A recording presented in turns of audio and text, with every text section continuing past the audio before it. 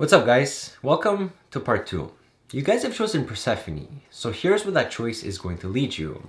You've just been defeated by Cerberus. The conditions were that if you lost, your soul would be trapped in the Underworld forever. And if you think there's a way that you can circumvent that, think again, because Hades is going to personally make sure that you never make it out of here. You're not too sure what's going to happen to you now. Is Hades going to take you under his wing because you're powerful and you're a mage? Or is he going to send you to the Astral Plane to be like one of those souls with no purpose or no progress? Or are you going to be sent to Tartarus? You have absolutely no idea. Meanwhile, in the immortal world, Theseus is already working to get you out. Theseus knows something is up and that you might be in some sort of trouble, because there was an earthquake not too long ago. A very small but subtle one, but nonetheless, it was an earthquake. Most of the people just brushed it off like it was nothing, but he had a feeling you had something to do with it.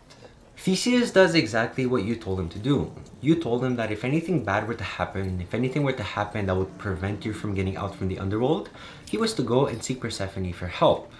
And Theseus had never met Persephone before, but he knew of her story, like most people. He specifically knew that Demeter, Persephone's mother, was once in a very similar situation as he was, trying to get somebody out from the underworld. And Demeter had a history with Poseidon, Theseus' father. Around the time when she was looking for her daughter, trying to find her while she was in the underworld, Poseidon was looking for her, and he acquired a certain interest in Demeter, so much so that he was ready to rape her if he had to. Demeter at first rejected Poseidon. She wanted nothing to do with him. She turned herself into a horse and then tried to hide with a bunch of other horses so that Poseidon would not know which one she was. She was able to hide her physical form, but her divine aura, she wasn't. So Poseidon was able to tell which one she was, and he prepared himself to go in for the attack. Poseidon had also taken the shape of a horse, a stallion, and then raped her.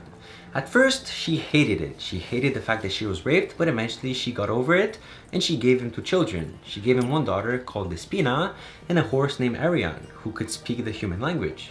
Theseus figures that she would be the best person to talk to in this situation, because Persephone was currently in the underworld, and going in a second time would be too risky. Hades would not let Theseus escape if he did.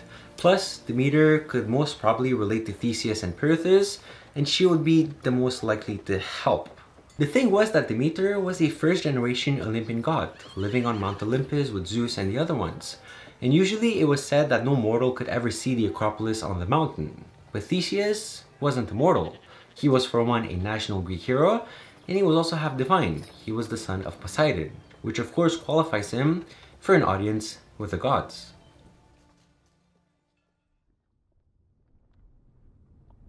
Now, if you think that I forgot about you, don't worry, I haven't. Let's go back and see how you are doing. You're now in the underworld.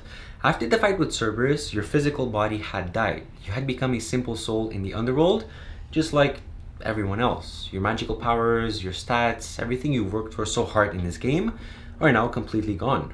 And Hades doesn't care for you at all. You've become a nobody to him. I mean, you were nothing like Heracles, you couldn't even defeat Cerberus. But Persephone, well, she was watching this whole time, and she truly appreciates your efforts and courage to try to help Theseus. Persephone, as the queen of the underworld, had some influence on Hades.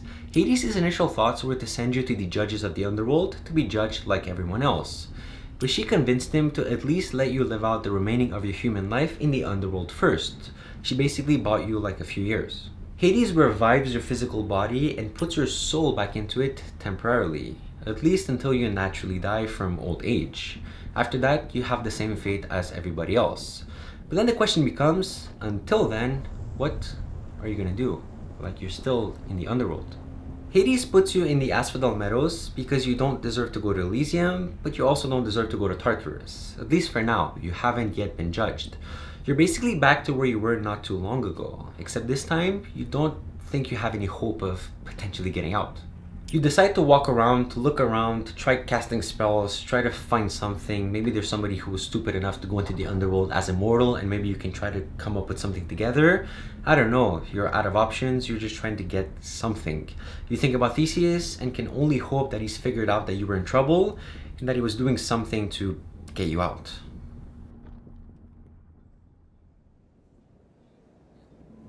Theseus is now at the Acropolis on Mount Olympus, the home of the 12 Olympian gods. That was the place of residence for Zeus, Poseidon, Demeter, Hera, Athena, and so on. It was created after the Titanomachy, which was a war between the Titans and the Olympian gods. What had happened was that you had a guy called Kronos. He was the leader of the old generation. He was the father of Zeus, Poseidon, Demeter, and so on. But he swallowed each of his children after they were born in a response to a prophecy that said that they were going to revolt against him and eventually take over his position. Something that ultimately came true. Kronos was tricked by his wife Rhea to swallow a piece of rock instead of his last child so that she could save him and raise him in secret somewhere else.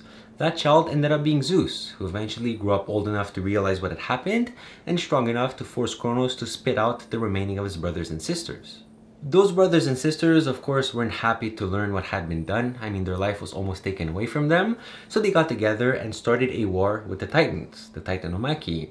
The Olympians eventually won. Zeus imprisoned Kronos and the other Titans in Tartarus, like was prophesied, and he created the Acropolis on Mount Olympus for him, his siblings, and a few other gods to reside. Theseus had like a big audience in front of him. Theseus addresses Demeter and tells her the entire story. He specifically emphasizes his relationship with Persephone and how he deeply misses his best friend. As Demeter listens, she is moved by his words, fondly remembering a time where she was also looking for someone in the Underworld, her missing daughter. Theseus also mentions you, a noble hero who risked his life to try to help him. He pleads her case to Zeus, who listens attentively. Zeus was known to be very just and was also the god with the most power, so Theseus was doing the right thing. Theseus finishes to say what he had to say and then patiently waits for an answer from the gods. Are they going to help or are they not going to help? The first person to speak is Demeter. She was moved by the story and decides to help Theseus get back Persephone. That's good, you have one god on your side. Then Zeus. Zeus says that he also wants to help, but he wants to help you. That's good, you have two people on your side. Poseidon, being the father of Theseus, uncharacteristically joins in on the cause and decides to help both of you. Wow, you have three. Hera joins in as well, because I mean, you could have went to Heracles for help and you didn't. You went to Persephone, and Hera, by the way, hates Heracles. So because of that, she wants to help both of you as well. Wow, you have four gods on your side. You might actually have a shot.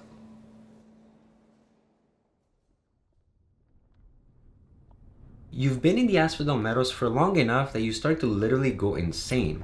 And you haven't even been there that long. It's only been like a few days. Imagine what an eternity would feel like. You've looked everywhere, you've tried to cast every spell that you could, you've tried to talk to every person you saw, but nothing.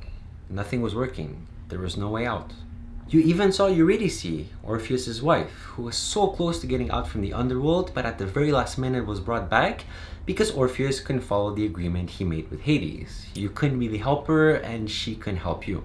Suddenly, you see a bright light shining in the distance. A light so bright that you can't even look at it. All that you see is the entire Asphodel Meadows illuminated like never before. Usually, the Asphodel Meadows were gray, they were gloomy, and they were very dark. With this was divine light. Before you know it, the light sweeps you and brings you to Hades' palace. You suddenly find yourself amongst four of the most powerful gods in the entire Greek server. You cannot believe what you are seeing. You spot a familiar face right behind them. Theseus. Wow, he actually came back for you. And he brought Zeus, Poseidon, Demeter, and Hera. Hades and Persephone come out from the palace to meet you guys in front. Hades knows exactly what's going on. This is about Persephone, isn't it? He says. Zeus takes the lead and orders Hades to release Persephone and to release you from the Underworld at once. He doesn't care about the deal. He doesn't care about Cerberus. An order from Zeus is an order you accept, even if you're Hades. Hades pulls Persephone out from the Underworld and hands him back to Theseus. The two best friends rejoice at each other. I mean, it was so long that they hadn't seen each other, they were super happy. And then Hades tells you that you're free to go. Go and enjoy your newfound freedom. You're lucky that Zeus has got your back. Persephone looks at her mother and tells her that she can't wait to be back with her in the mortal world in about a month or so. That's how long she has to still stay in the Underworld. Remember that Persephone is stuck in the Underworld for 1/3 of the year, and she had like a month left to go. With the affairs finished and the deals closed, you, Theseus, Persephone, and the others head back out to the mortal world. As soon as you're about to walk out, as soon as you're out of the entrance, you find yourself unable to get out. And Persephone as well. Uh-oh, what's going on? The gods turn around and look at you to see what's going on. Demeter asks both of you if you've eaten anything while you were in the underworld. You have. You were hungry and you wanted to eat while waiting, so you ate. And Persephone, well, he says he was forced to eat pomegranate seeds by Hades. Demeter tells you that she's sorry, but that makes you two bound to the underworld partially forever. Just like Persephone, she was there because she ate food from the underworld. In fact, you're gonna get the same sentence as Persephone. You're gonna have your freedom for 2/3 of the year, but 1/3 of the year, you're gonna be stuck in the underworld forever. And that, my friends, marks the completion of the quest. Yes, you were successful. You got Persephone out, even though he's still stuck in the underworld for 1/3 of the year. That's fine, you still got him out, you were successful. Your reward, because you were so brave and so courageous, and also because you're now sacrificing 1/3 of your life to the underworld, is a custom forged replica of Poseidon's trident. Theseus made it for you personally. It is one of the strongest weapons in the game, so use it wisely, Darius, especially in the underworld.